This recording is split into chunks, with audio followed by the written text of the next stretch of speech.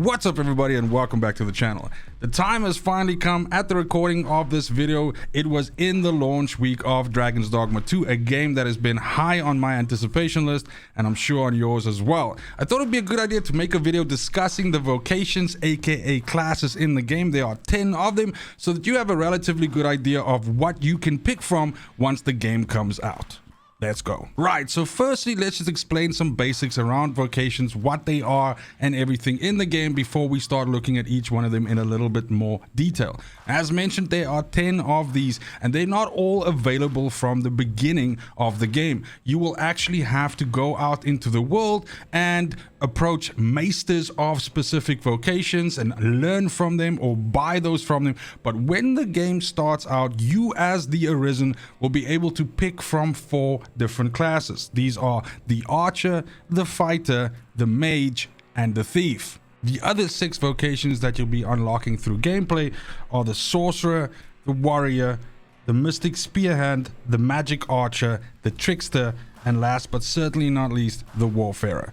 Now, the way how the vocation system works in Dragon's Dogma 2 is that you as the Arisen can be any one of these 10 vocations, and you can change them on demand by simply going to a vocation master or something like that and paying the fee and then swapping to the vocation of choice. You will simply then just have to start leveling it out again. In the game, you also have pawns, and pawns fulfill the other parts of your party, a party of 4. And you have your main pawn, which you will create, and then you have 2 additional pawns, which will basically be pawns that other players have created. This is a way that essentially the game crowdsources this, so it's entirely possible that somebody is going to be using the pawn that you've created in your playthrough, and you'll definitely be using other people's pawns. Now, the pawns can't be all 10 vocations. They can only choose from Archer, Fighter, Mage, Thief, Sorcerer, and Warrior. These are considered pawn vocations as well, with the last 4, Mystic Spearhand, Magic Archer, Trickster, and Warfare, being more specialized vocations that are only available to the Arisen, aka you as the player. Now, starting us off with the 4 beginner vocations, we have the Archer first. This is essentially your option for long range combat. The Archer excels at dealing damage from a distance with the use of bows, and essentially all of your skills revolve around being a really strong backline and essentially letting your other characters, your pawns, be in the front to sort of get the attention of the enemies while you whittle away at the enemy's health from a distance. You have a bunch of different shots that you can use that combine elements together, and you are pretty mobile around the battlefield as you sort of weave in and out of different combat situations and essentially just pepper the enemy with shots from afar. Next up, we have the Fighter vocation, which is essentially your, let's say, standard tanky option out of the 4 beginner classes that you can pick from. The Fighter uses a sword and board kind of mechanic, meaning like you're going sword and shield, and a lot of the Fighter's skills revolve around being able to sustain damage and essentially be a good frontline fighter. It's entirely likely that a lot of parties will have at least 1 fighter in them, possibly even more, because they're so good at holding aggro in the front and making the enemies focus on them, while the, let's say, a little bit squishier characters like the mages and the archers can rain down damage from the back row. Then we move on to our first caster option out of the 4 starting vocations, the Mage. Now, this name is slightly misleading because not only does this class feature the abilities that deal damage from a magic variety, but you're also kind of like a priest because you also are able to cast buffs on your party and give them more survivability options as well as heal them. Thereby, this means that this isn't just offensive magic but also defensive magic, and players that are looking to do a little bit of spell casting should absolutely check out this vocation. Rounding out the last one out of our 4 starting vocations is the Thief.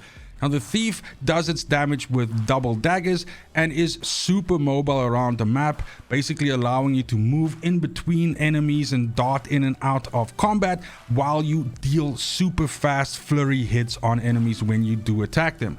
The Thief is also really good in terms of mobility on enemies themselves. A system that is in the game is the ability for you to mount enemies, climb on top of them, jump on them, sweep them, knock them over. And the Thief excels at this by being super mobile and getting into these sorts of positions. So you can oftentimes climb up something and then jump onto the back of an enemy and stab it in its head. And that is really where the Thief starts showing what it's made of. As we start looking at the last 6 out of the 10 vocations, these are more specialized options that are available to you, which kind of take the things in the beginner vocations and dial them up a notch. First example here is the sorcerer, which is basically like the mage on crack, but more focused on just dealing insane amounts of damage. Also, more specifically, insane amounts of AoE damage. So if you're looking to cast massive tornadoes, big meteors and everything like that, the sorcerer is absolutely your best bet. Next up, we have a juiced up version of the fighter in the warrior. Now, the warrior sacrifices some of the defensive capabilities that the fighter has by getting rid of the shield and opting to rather use double-handed weapons, but this gives the warrior far superior damage to something that the fighter can produce. Now, just like the thief, the warrior is also really good at essentially messing with, enemies and knocking them over, tripping them up, mounting them, and so on. So this is your option if you want the classic sort of like barbarian style of play. Our next vocation answers the super important question of what happens when you combine the destructive power of melee with some magic, and that is the Mystic Spear Hand. This class uses something called a duo spear, basically a double-sided spear, a giant glaive, to attack the enemies and essentially spin around and just become like a whirling top of death. Now, the magic is handy here because this actually allows you to dart in and out of combat onto the backs of enemies. You can use this magic to sort of almost like teleport onto enemies. Some of the skills basically work all around that. And you're able to just move around the battlefield super fast, but still benefit from a really high damage profile that you get from something like melee. Then in the Magic Archer, we see another combo class. Here we see the combination of the Archer and the Mage, giving us a vocation that excels at shooting arrows and bolts with lots of different elemental effects stacked on top of them. We also see this vocation focusing a little bit more on AoE side of things, so developing the sort of Archer playstyle to not be just good at, direct damage to 1 or 2 specific targets, but rather spreading that damage over an area. And this is going to be a fantastic vocation for somebody that wants to play back row and has a really strong party, basically pulling aggro in the front, and you can just rain death from the back. Our 9th and second last vocation is probably the most interesting one out of the 10, and I think it's going to produce a truly unique playstyle out of all of the different vocations that we've seen, and that is the Trickster. Now, the Trickster actually kind of like focuses more on misdirection and messing with the enemies on the battlefield, and that's through the use of the sensor that it swings around and then creates this, sort of smoke. This smoke can obscure the view of the enemies. It can also conjure things to fool and scare and mislead the enemies, and this is going to be a very interesting playstyle that essentially allows you to debuff the enemies and mess with them while your party, capitalizes on the confusion that you cause and essentially kill them. This might be the vocation I try first just because it is such a unique take. And then rounding us out in the last place, we have the Warfarer. Now, the Warfarer is also fairly unique, I would say, and that is because the Warfarer essentially is able to use every single weapon type in the game, whereas each of the other vocations is focused on one weapon type. Because the Warfarer is able to basically use every single weapon type, it means that you can also combine the skills from all of the different vocations, thereby really creating your own specific setup using a combination of whichever skills you have. Now, of course, the downside to the Warfarer, because as you can imagine this is quite powerful, is the fact that in general the Warfarer's stats are far lower than the other vocations, which means you kind of like have to be working, twice or 3 times as hard, because your skills by default are not going to be dealing as much damage as the vocations that just practice them, organically. The bottom line is the Warfarer is the ultimate solution for being extremely flexible in combat. Since you are able to swap between so many things, you can have your party with your 3 pawns and then build a character that perfectly fits into whichever holes that party has. So maybe the party is super strong in terms of like, having a very strong front line, but you don't have really good damage from the back. You can basically do that. Maybe it's a super strong party, but it doesn't have any healing or buffs. You can do that. You guys get the point.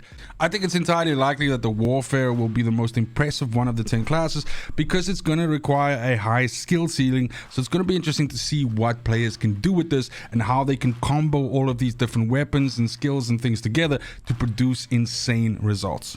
That's it for the video. Thank you so much for watching, especially if you made it this far. Let me know in the comments down below which vocation you are picking first.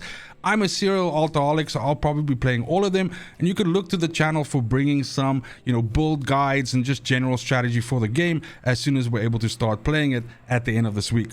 Two things I want to do. I want to give the Discord a shout out. So if you're looking for some fellow gamers, like-minded gamers, it's a variety Discord. So there's a whole bunch of different games being played by all of the people on the Discord. You're looking for some buddies to hang out with. It is your best bet. It is linked in the description of this video. Secondly, I also want to mention the stream. So I stream exclusively on Kick every Tuesday, Wednesday, and Thursday in the evening.